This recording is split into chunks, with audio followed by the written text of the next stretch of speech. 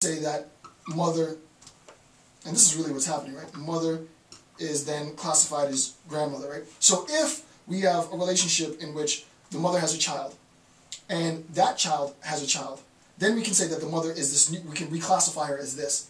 This is like a structure that's being imposed. So if we have this in the background, outside of operation, right? And I'm like, again, I'm not doing XML. I'm just trying to do, this has nothing to do with it. I'm trying to show you like the logic conceptually with the way in which this works.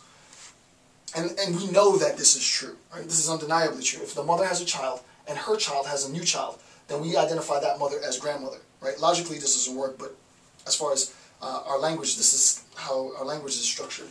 We put this in the background, and then when we label our information, you know, Mary is the mother, we have a way in which we can identify or label Mary, right? So we label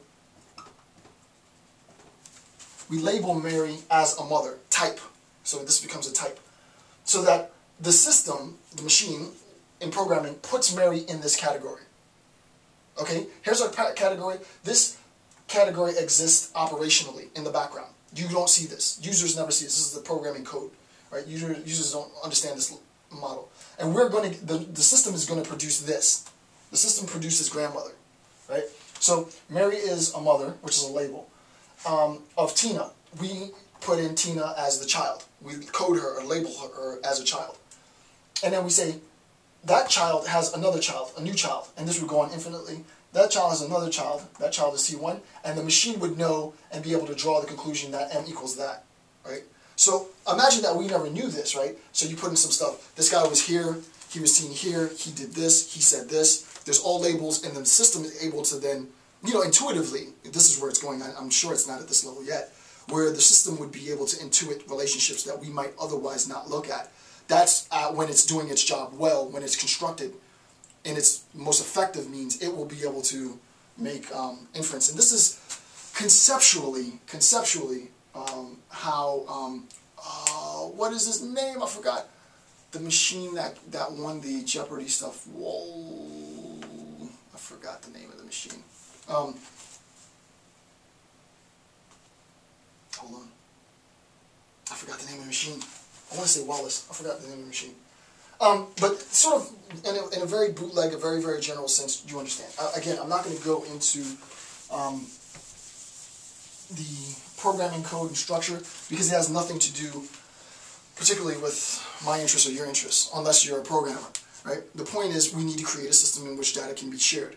If we create a system in which data can be shared, we can take just sort of narrativized accounts of incidents that we get from our human intel, input it to a system, and make sense of this, right? And it should get to the point where, and this now I'm just freestyling it. I'm on, just as an example, I don't know how many of you are familiar with like the Dragon software, Dragon speech recognition. It's amazing.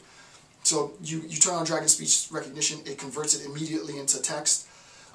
Then you take that text and funnel it into keyword assessment. So every time a name was introduced, proper nouns were introduced, it might pull that information out. There's a sense in which you can automate this, but we're nowhere near that, right? That becomes a little science fiction, but you get the idea. So that the data dictionary, along with the model, I tried to give you a general account of the model, is combined with the component repository, the database of information, known criminals, known felony records, fingerprints, and known associations. You know, terrorist, possible terrorist A is obviously a friend and has communicated with possible terrorist B. Therefore, blah, blah, blah, blah, blah. And then you use that information to create spreadsheets, right? XML documents, code tables, XML schemas, hierarchies, inheritances, blah, blah, blah, blah, blah.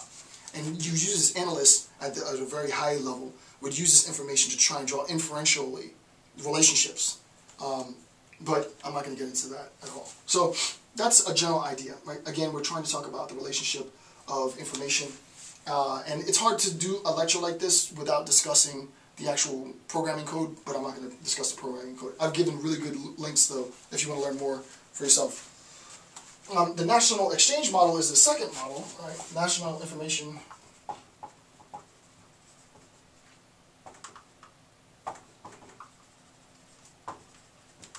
Right, the National Information Exchange Model. The purpose is, it is designed to develop, disseminate, and support enterprise-wide information exchange, again, information exchange standards, and processes that can enable jurisdictions to effectively share critical information in emergency situations, as well as support the day-to-day operations of agencies throughout the nation. Information exchange supporting different agencies. The mechanics, the National Information Exchange model is a framework that defines how messages should be structured within information exchanges. NIEM does not influence how an information exchange is developed or implemented, this is important, outside the scope of the structure of the message, nor does it attempt to influence how data is maintained. It only addresses data in motion, as demonstrated in the diagram below. So, interface, interface, system, system. The information is imported into a tool compatible. Actually, it would be like an encrypted XML tool, XML compatible tool, right?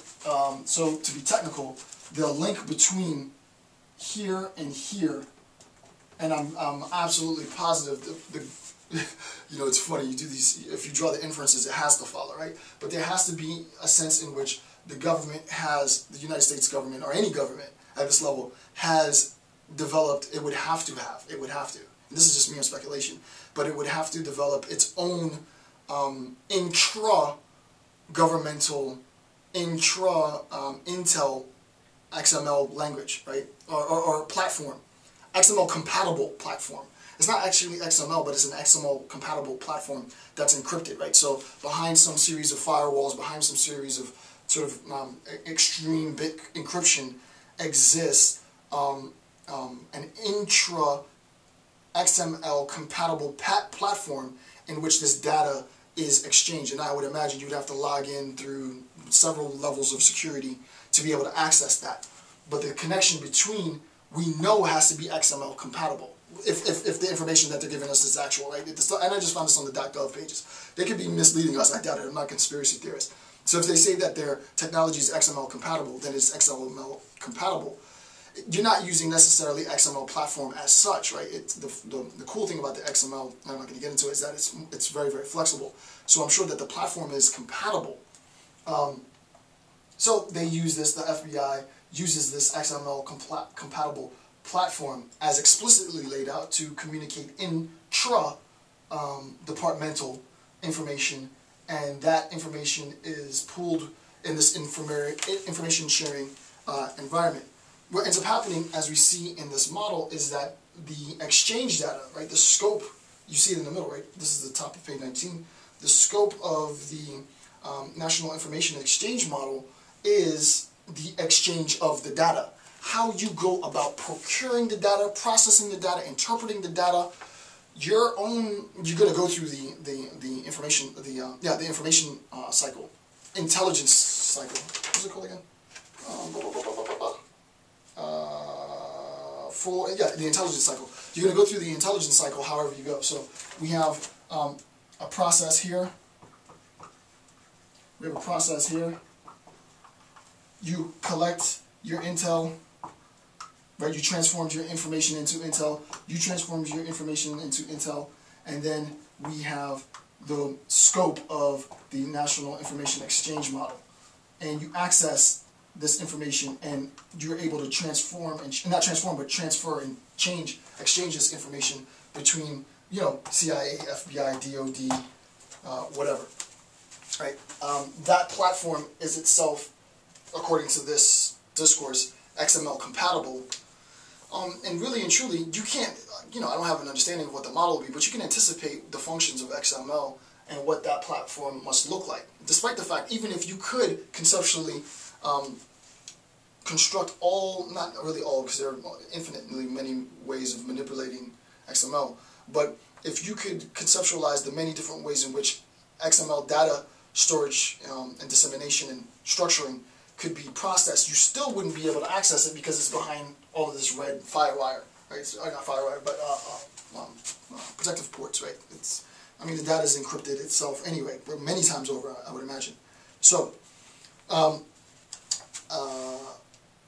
first let me talk, well, yeah, before I go to the, actually let me follow the structure. So now we can have a very, very technical assessment of what I initially introduced before. Remember, I told you, I started the discourse on